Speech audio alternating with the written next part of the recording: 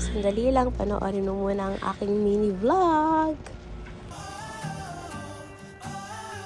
Yan, you see? The Mount Arayat. Ang ganda niya talaga. So, umalis kami 6 a.m. in the morning. Dapat 5 a.m. ang usapan, pero 6 a.m. kami nakaalis. Siyempre, Filipino time. Then, dito kami dumaan sa bypass San Miguel.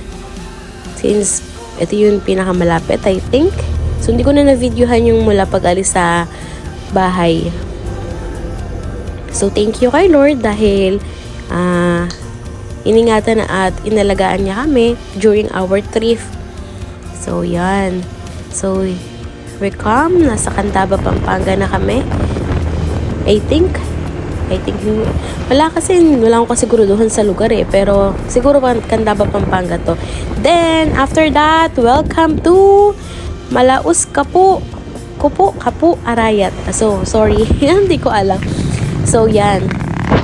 Ang ganda nung nakikita mo parang ang lapit mo na sa destination. Tapos, syempre, makikita mo talaga nasa Pilipinas ka pag may nakikita kang mga kuryenteng ganyan.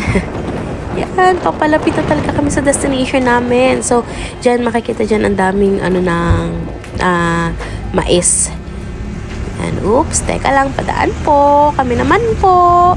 Ayan. Tapos yung bahay mo, yung likuran, ganyan makikita. Wow, ang payapa. But, thank you Lord sa napakagandang lugar. So, here we come. Welcome to Gintong Pakpak. Na matatagpuan sa bayan ng Arayat, Pampanga. Minamalat pa ako kasi galing din ako sa sakit. Yan, ang ganda ng di ba ang ganda ng cabin? Puro air condition sila. So, mayroong affordable to favela sila na cabin. Hindi ko na na-videohan, na-picturean ng lahat. Pero, hala, perfect talaga siya. Napaka-peaceful nung paligid. So, pwede kang magtrabaho kung gusto mo malayo sa gulo, sa ingay. Gusto mo mag-isa. Gusto mo laylo. Yan, dito ka. So, pababa kami. Ito yung pinakamagandang part. Kasi talagang, ang ganda lang nung pagbaba niya. Tapos, makikita mo yung paligid. Yun, papunta tayo sa garden nila. Pwede ka ditong picture taking. So, ang daming picture taking dito. Yan. May pa bonfire din sila. 100, I think, yung bonfire nila. Yan, diba? Gigising ka sa umaga, tapos ganyan yung makikita mo. Wow! Thank you, Lord, talaga.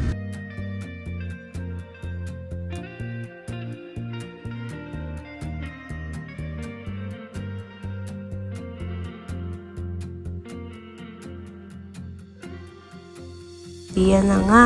Pero bago ako makakit sa taas, kailangan mo nang umakyat ng 208 steps na walang katapusan. Hindi ko na na-video kung paano umakyat, pero ang hirap umakyat talaga. Yan, yung makikita mo sa taas, may cafe dyan.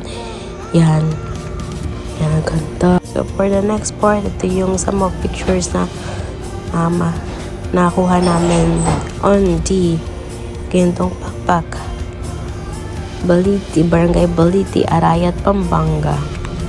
Ganda. So, bago ka talaga makakyat sa tuktok, kailangan mo munang umakyat ng 208 steps. Yung hagdan, ganyan kataas o ganyan kakapal. So, God bless you. Thank you.